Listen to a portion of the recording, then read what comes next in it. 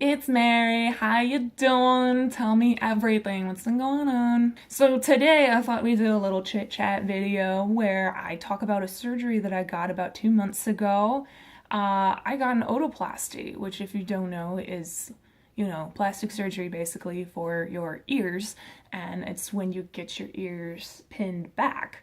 And it was interesting. I thought I would talk about it because I don't feel like there's too many people like on YouTube that have done videos, and I just felt like when I was getting ready for it, I didn't feel like I had a lot of information. So I'll just share my experience, and we'll chit chat about body mods a little bit as well. So actually, let's do that first. Let's talk about body modification. So there's a kind of a big stigma around plastic surgery, and I don't understand why. I don't think there should be. Like, who cares?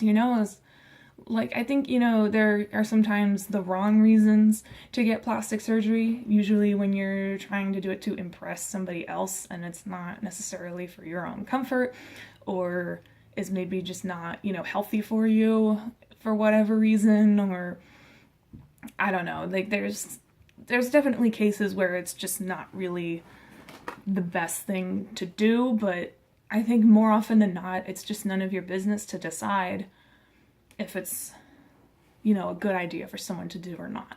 It's all about what makes that person comfortable and happy and what motivates them to want to spend their hard-earned money on getting something done for completely cosmetic reasons. And, I just want to point out that pretty much everyone on the planet engages in some form of body modification. It's amazing that some are more stigmatized than others. If you dye your hair, if you cut your hair a certain way, if you shave your hair anywhere on your body, if you put on makeup, if you have any piercings of any kind, even, just regular old stud ear piercings or whatever, those are all body modifications, and I don't really see necessarily the difference in choosing to pierce here versus an industrial, which I had for a few years, or piercing somewhere else, or getting tattoos, or getting surgery. It's entirely your business, as in you, the individual getting the work done. It's not your business what other people are choosing to get done. And it's just, it's your decision. If you can decide how you want to do your makeup, then someone else can do the same thing. If you decide you don't want to get cosmetic surgery, someone else can decide that they can, if it makes them feel better about themselves. And let me tell you, this surgery has made me feel so much better about my ears. I'll try to dig up some pictures that kind of show how my ears stuck out, and it's gonna be tough though, because I was very intentional in how I posed in pictures a lot, and I still kind of am. I guess I'm so used to it, but I always would try to pose in such a way that you couldn't see how my ears stuck out. Like, I'd always have my head turned or have my hair a certain way so you couldn't see. And I just always wore my hair down, and I hated having my hair in a ponytail out in public or at school or whatever, because it just made my ears really obvious.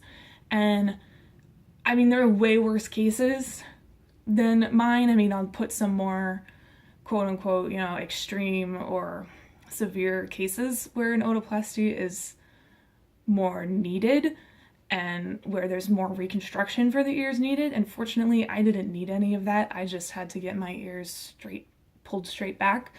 And even if it doesn't look like they don't stick out that much, people have told me they had.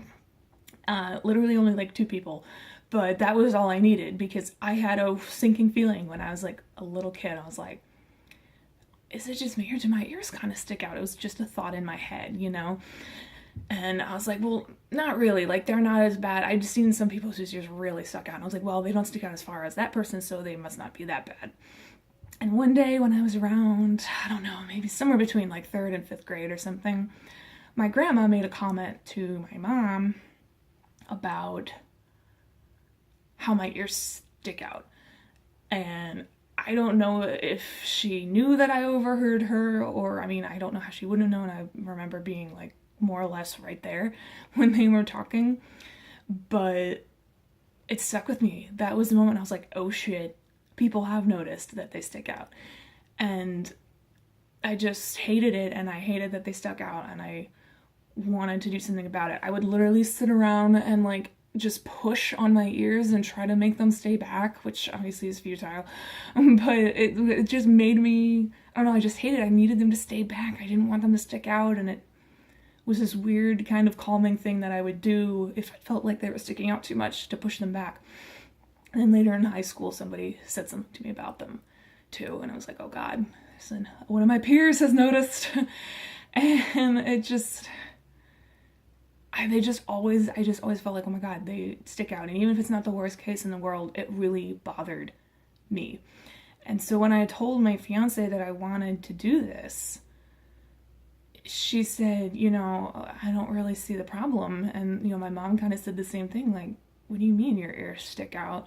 And I was just like, well, they do. And so I just had a consultation with a plastic surgeon, and I see my ENT all the time because I have weird ear problems, like inner ear problems. And I just said to her one time, you know, I would like to talk to one of the surgeons about getting my ears pinned back. And even at first she was like, what do you mean? They're fine. But then she kind of looked at me like more close on, like straight on, and had my hair back and was like, okay, yeah, we'll make an appointment for you. And so I did, and I found out that there's like a norm for how far your ears should stick out, which is like 18 or something kind of millimeters or something. And all of my measurements for where my ears stuck out were over 20 millimeters. I think the lowest one was like 22, and then my biggest one was like 28 or something like that. And so it was a pretty easy operation. I guess I'll get to the details of the actual operation, what to expect. I'd never been under anesthesia before. I had never had any operations in the past. This is my very first one. And I got it scheduled relatively quickly because I just wanted to get it over with, and I wanted to make sure that everything was going to be a-okay by the time of our wedding. I mean, literally, you guys, the hairstyle I picked out for my wedding, which I'm still probably going to do, but I picked it out because I was like, ooh, that'll hide my ears. Like, people shouldn't have to make hairstyle choices based on stuff like that, you know, if they can help it. And I did. I had some money saved up that I could use.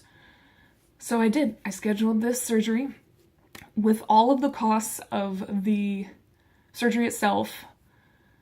The surgery itself was about $2,500, which is not very bad at all on its own for a surgery, but it basically cost another $2,000 or so for the anesthesia fee and for the facilities fee, because they had to do the surgery in a different location than like the normal doctor's office, and they had to like pay to rent that space. So it's possible that if you, wherever you get yours done, they might not have to do that, and you might not have to pay for that extra expense. But so all in all, it was about $4,500 to get the procedure done. And it was 2 hours long, which technically classifies it as a major surgery, which I didn't know, and it sounds really bizarre because it was pretty minor, all things considered. And I mean, I went in and they administered the anesthesia via an IV. It wasn't just the thing that goes over your face. They had that over my face at one point, but that wasn't the main source of it. It was just something to kind of keep me asleep after I fell asleep. And literally the anesthesiologist stuck the IV in. I was like, okay, like, you know, here it comes. And I was like, all right. And I'm completely lucid, you know? And this other nurse, the other nurses were talking about some British phrase, because one of the nurses was British. And she said some phrase, and then they were like, oh, that's so weird. I've never heard that before. And one of them said to me, you know, Mary, have you heard that phrase before? And I'm still totally lucid, and this is a couple seconds after the anesthesia went in. I was like, no, I've never heard that. And then just out. I was out. Like, the anesthesia literally worked in seconds. And like, they had told me, like, we'll tell you to count down from 10 with the anesthesia and blah, blah, blah. I didn't count down. Like, I was asleep before they ever asked me to count down. And so that was kind of interesting. And I think I dreamed. I don't think you're like supposed to dream when you have anesthesia, but like, there was definitely some weird stuff bouncing around in my head, but it wasn't even anything where I was conscious of the fact that I was dreaming or thinking about anything. I know it's just like the next thing I knew, I'm over in the recovery area and they're like, and I'm hearing, you know, noises. Like one of the other nurses is next to me kind of shuffling around and was like, oh, like, you're awake, we're all done. And I was like, are you serious? It was such a weird experience to go to sleep and wake up and have all these massive bandages on my head. But it was successful. And I had to wear this big bandage thing that made me look totally ridiculous. Like they're basically these huge, like kind of solid earmuffs, and then it wraps around your head and it looks totally ridiculous. You cannot shower, so make sure you shower the day of your surgery because you're gonna have some dirty hair. You have to wear that thing for like 5 days, or at least I had to. And it's gross, it's uncomfortable, it was hard to sleep.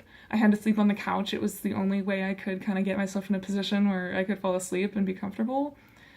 It's super annoying, but they're useful because when it came off, my ears were in good shape. It was also really painful on the first day, the first morning after. I was in a massive amount of pain. Like all of those painkillers that they had given me, I guess at the doctor, like at the surgery place, like they all wore off, and it was like, holy shit. It really hurt, and they had prescribed me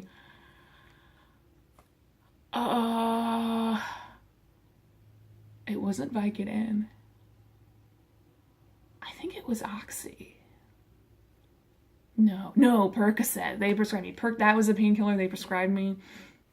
And that worked wonders to keep the pain down. Unfortunately, I didn't need to take a whole lot. I think I took like 2 on the first day and then 1 the next day. And that was kind of it. So I reacted really well to it, which is good because my fiance said she's had surgeries before.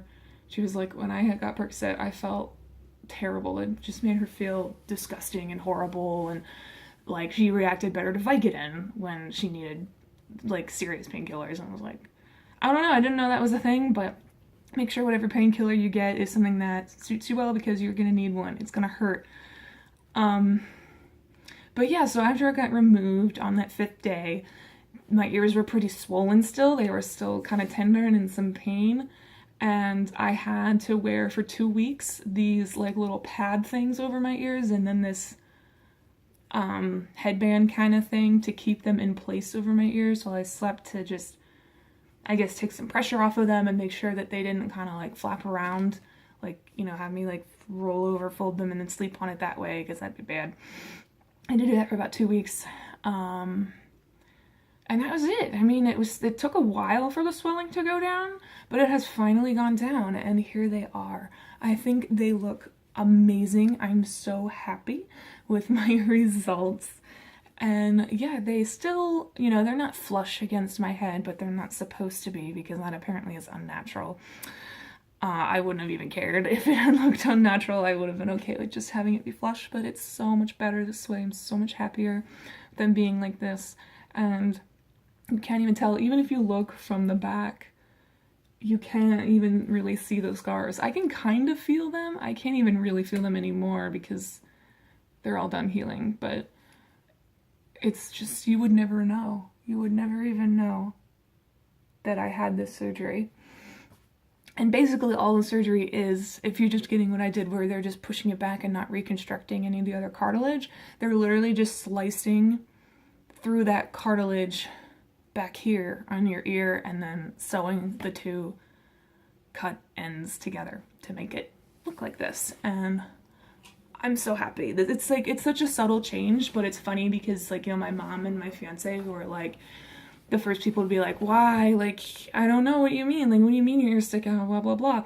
When they saw me after the bandages came off, they were like, oh my God, like we can see the difference. And like, I get it. And they look so good now. And it was just such a positive reaction. It made me so happy, but nobody else has noticed. At least no one has said anything to me about it, but no one has commented on my ears looking different at all. So that's really nice too, that like I feel more confident about it and no one else even has really noticed. I even like said to my best friend at one point, I was like, so what do you think looks different about me? And she had no idea. Like, she could not tell. She guessed like everything on my face might have been different before she said anything about my ears. And it's so funny, like, no one else really noticed, but I noticed, and it makes a huge difference to me, and I feel good about it, and that's all that matters. So I just wanted to have this little story time with y'all and talk about the surgery a little bit. I hope this gave you some perspective. If you're thinking about the surgery, it's really, you know, other than the 5 days where you have to wear the horrible earmuff bandages, I mean, you cannot go out in public like that. Like, seriously, you have to be at home. Like, try to schedule this for Thursday or Friday so you can be home on the weekend, and don't plan on going to work right away or, you know, anything like that, because you're gonna look ridiculous. You're not gonna want to leave the house. I mean, that's the only part about the recovery that kind of sucked. And, you know, like I said, the first day it was really painful, but otherwise the recovery was super smooth. It was very, it was fine. It was a simple surgery, simple recovery.